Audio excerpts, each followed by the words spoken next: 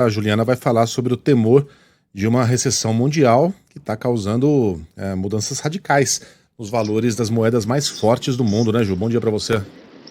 Pois é, tudo batendo recorde agora de baixa frente ao dólar, que é a moeda forte, né, Megali? Bom dia para você, para Sheila, Bom para dia, Carla. amiga. Bom dia para você, ouvinte. A gente tem agora de manhã um índice que mede a valorização aqui do dólar frente a uma cesta de moedas e bate o recorde na máxima em 20 anos. Nessa manhã, o dólar frente às principais moedas do mundo. A gente tem o euro batendo novamente uma mínima, renovando a mínima em 20 anos em relação ao dólar. E até a moeda chinesa, o yuan, atingiu o nível mais fraco desde a crise financeira de 2008.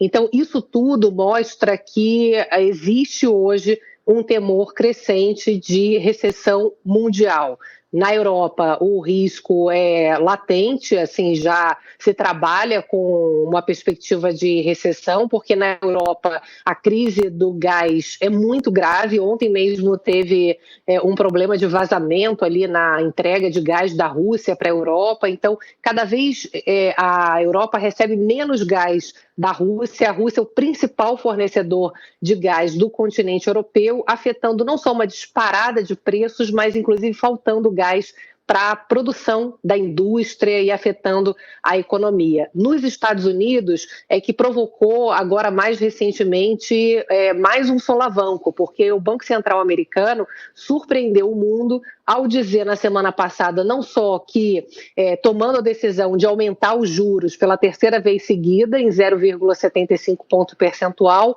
levando os juros da maior economia do mundo para casa dos 3%, mas chamou atenção aqui e surpreendeu o mundo ao detalhar a intenção de levar os juros nos Estados Unidos até o patamar de 5%. Ninguém esperava que o Banco Central dos Estados Unidos fosse tão duro, e isso faz com que o risco de recessão nos Estados Unidos tenha aumentado muito. Então, a gente vê o mercado financeiro mundial bastante estressado. Isso aqui, para a gente, em termos de Banco Central americano, bastante conservador, para poder puxar a inflação mundial para baixo, não necessariamente é ruim para a gente, porque a gente precisa que a inflação caia com força, e o fato do Banco Central dos Estados Unidos estar sendo bastante duro nesse controle da inflação não necessariamente é ruim para a gente, porque a gente está precisando que a inflação caia com força. Só que o Banco Central aqui do Brasil também surpreende ao fazer um discurso duro, porque ele diz que ainda é preciso saber o quanto que cai de preço de matérias-primas internacionais, petróleo, né, minérios de ferro, alimento, e o quanto que sobe o dólar no meio desse caos. Qual é o efeito líquido? Porque essas commodities internacionais são cotadas em dólar. Então, qual vai ser o ritmo de redução da inflação aqui no Brasil? Se vai ser um ritmo mais rápido ou mais lento? E também fala bastante aqui sobre o aquecimento ainda forte aqui no Brasil do setor de serviços, que é coisa boa, né? Recuperação pós-pandemia, mão de obra sendo empregada aqui no Brasil acima do previsto, turismo, restaurantes, entretenimento, mas ao mesmo tempo é uma inflação que está mais alta e que também pode fazer com que a inflação no Brasil caia mais devagar. Ou seja, depois de pandemia, guerra, o que a gente vê é um mundo ainda de cabeça para baixo, tentando rearrumar as peças, principalmente da inflação, e aí ninguém sabe exatamente se essa rearrumação de peças vai provocar muitas dores no final da conta. Qual vai ser o efeito líquido disso? Que precisa cair a inflação, a gente sabe, mas o ideal era reduzir o ritmo de crescimento mundial, evitando, obviamente, uma recessão profunda.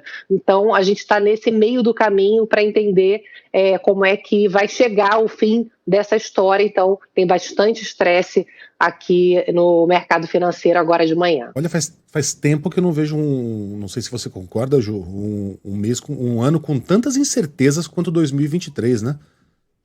Impressionante, né? Um pé no inferno e ao mesmo tempo a 2 passos do paraíso, né? Tem projeções boas, mas também tem péssimas possibilidades. Acho que a última vez que a gente viu um ano tão incerto assim foi... O ano passado. 2022. Então, exatamente, que a gente estava a pandemia já começando a ser controlada, a vacina não sei o quê, aí pega o Putin e vai e invade a Ucrânia. Tipo assim, né? As não coisas precisava, né, se... Putin? Não precisava, Por né, favor, menino? né?